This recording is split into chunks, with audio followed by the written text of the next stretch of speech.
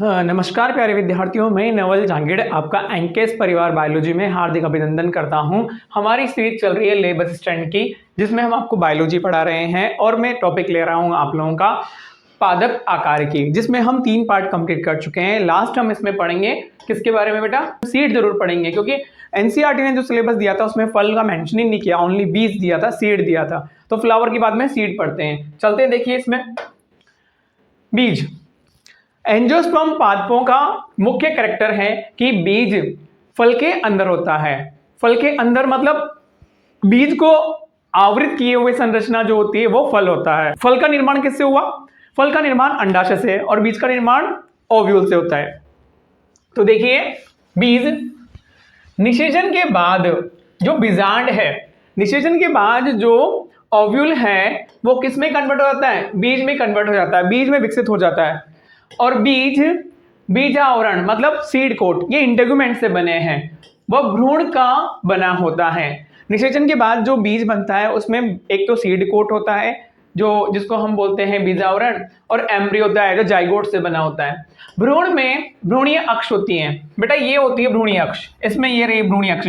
ऊपर वाला part plumule होता है, नीचे वाला पार्ट रेडिकल होता है। प्लूमूल से निकलता है शूट मतलब प्ररोह, क्या निकलता है? प्ररोह। और यहां से निकलती है मूल मतलब रूट। तो ये क्या है? एक डाइकोट का सीड है। ये क्या है? इसके बीज पत्र। ये क्या है? कोटिलीडन है, बीज पत्र है ये। इनको हम बीज पत्र बोलते हैं। क्या बोलते हैं बेटा? बीज पत्र, जिनमें भोजन क्या होता है? संग्रहित होता है। देखिए, भ्रूण में एक अक्ष तथा एक अक्ष होगी तो वो मोनोकोट में बात कर रहे हैं, जैसे कि गेहूं तथा मक्का में 2 बीज पत्र मटर में होते हैं। चने में और मटर में क्या होते हैं? 2 बीज पत्र होते हैं। ये डाइकोट है और ये मोनोकोट है। ये किसका है बेटा? मक्का का लॉन्गिट्यूडनल सेक्शन है। ऊपर जो हम काटते हैं ना, अनुदैर्घ्य काटे, ये अनुदैर्घ्य काटे, ये भी अनुदैर्घ्य काटे। ये तो है मक्का और ये है चना, चना का बीज। इनको पढ़ेंगे। यहां पर एक हाइलम भी है और एक माइक्रोपाइल भी है, इसके बारे में आगे पढ़ते हैं। देखिए इधर द्विबीजपत्री बीज की संरचना, डाइकोट के बीज या डाइकोट के सीड जो है उनके स्ट्रक्चर। सबसे बाहर तो है सीड कोट। बीज का बाहरी रक्षात्मक आवरण बीजावरण कहलाता है। बीजांड के अध्यावरणों से विकसित होता है। किससे होता है? इंटेगुमेंट से। बीजावरण में 2 परत होती है। बाहरी को टेक्स्टा, ये इंपॉर्टेंट है, यहां से क्वेश्चन बनेगा, यहां से क्वेश्चन बनेगा, ये लाइन याद रखना। बाहरी को टेस्टा और भीतरी को टैगमन। अब ये हाइलम बीज आवरण पर एक सख्त चिन्ह है जिसके द्वारा परिवर्तनशील बीज फल से जुड़ा होता है। फल मतलब ओवेरी से जुड़ा होता है। तो यहां पर ये हाईलाइट कर लेना है इसको। कौन कौन सा? बाहरी टेस्टा, भीतरी टैगमन। हाइलम वह जगह है जहां पर जो बीज है वो फल से जुड़ता है। अब ये कहां पर होते हैं? ये देखिए, ये तो है भ्रूणीय अक्ष। ये क्या है बेटा? भ्रूणीय अक्ष होती है। और ये दोनों क्या है? डाइकोट। ये बनाता है प्लूमूल। इसके पोर्शन को बोलते हैं एपिकोटाइल। ये इतना सा पोर्शन एपिकोटाइल होता है। नीचे वाला होता है हाइपोकोटाइल, नीचे वाला होता है रेडिकल। अब ये टैगमन और टेस्टा, बाहर वाला तो टेस्टा, अंदर वाला क्या है? टैगमन है। हाइलम ये रहा, देखो ये रहा हाइलम। इस पोर्शन के थ्रू ये फल से जुड़ता है, मतलब ये एक कवरिंग के थ्रू, कवरिंग के अंदर होता है, इस हाइलम के थ्रू जुड़ा होता है। ये रहा हाइलम, आपको यहां पर भी दिख रहा होगा, ये हाइलम है। ये क्या है? हाइलम। ये इसको ओपन करते हैं तो इसके अंदर मिलेगा ये epicotyl, hypocotyl, radicle and cotyledon. Hilum के ऊपर एक सूक्ष्म छिद्र होता है जिसे बीजांड द्वार कहते हैं या बीजांड द्वार कहलाता है। और ये अंकुरण के समय जो जल और ऑक्सीजन है वो बीजांड द्वार के थ्रू ही अंदर जाते हैं। दूसरा पोर्शन क्या होता है बेटा? एम्ब्रियो। भ्रूण बीज का सबसे महत्वपूर्ण भाग है। एम्ब्रियो जो सीड है उसका बहुत इंपॉर्टेंट भाग है। भ्रूणीय अक्ष 2 क्या क्या होता है इसमें? भ्रूणीय अक्ष होती है। भ्रूणीय अक्ष तथा 2 बीज पत्रों का बना होता है। भ्रूण में क्या क्या होता है? भ्रूणीय अक्ष होती है, ये रही भ्रूणीय अक्ष, और 2 बीज पत्र होते हैं। बीज पत्र प्राय मांसल संचित खाद्य पदार्थ से भरे होते हैं। भ्रूणीय अक्ष के दो किनारों पर मूलांकुर और प्रांकुर उपस्थित होते हैं। ऊपर दोनों किनारे, ऊपर वाले पे प्रांकुर, नीचे वाले पे मूलांकुर होते हैं। नेक्स्ट, भ्रूणपोष। भ्रूणपोष जिसको हम बोलते हैं एंडोस्पर्म, ये इस तरह से आएगा बेटा भ्रूणपोष। भ्रूणपोष द्विनिषेचन के परिणाम स्वरूप बनता है और कुछ बीजों जैसे कि अरंडी में यह भोजन संग्रही ऊतक होता है। डाइकोट में या एंजियोस्पर्म में स्पेशली बात करें, दो स्ट्रक्चर बनती है, डबल फर्टिलाइजेशन होता है। एक तो बनता है एंडोस्पर्म जिसे हम बोलते हैं भ्रूणपोष, एक बनता है जाइगोट जो एम्ब्रियो में बदलता है। अब ये जाइगोट एंडोस्पर्म भ्रूणपोष से क्या करता है, भ्रूणपोष से न्यूट्रिशन लेता है। तो कुछ बीजों में भ्रूणपोष खत्म हो जाता है तो उसे बोलते हैं अभ्रूणपोषी बीज, नॉन एंडोस्पर्मिक सीड। लेकिन किसी में ये एंडोस्पर्म रिमेनिंग रह जाता है during development of zygote, embryo के विकास के दौरान, तो ऐसे बीजों को बोलते हैं भ्रूणपोषी बीज, ठीक है, या एंडोस्पर्मिक सीड। तो अरंडी में यह भोजन संग्रही ऊतक होता है, लेकिन सेम, चना और मटर जैसे पादपों में भ्रूणपोष परिपक्व बीज में उपस्थित नहीं रहता। ऐसे बीज अभ्रूणपोषी कहलाते हैं। मतलब डाइकोट में नहीं होता, लेकिन ये जो कैस्टर है ये अपवाद है।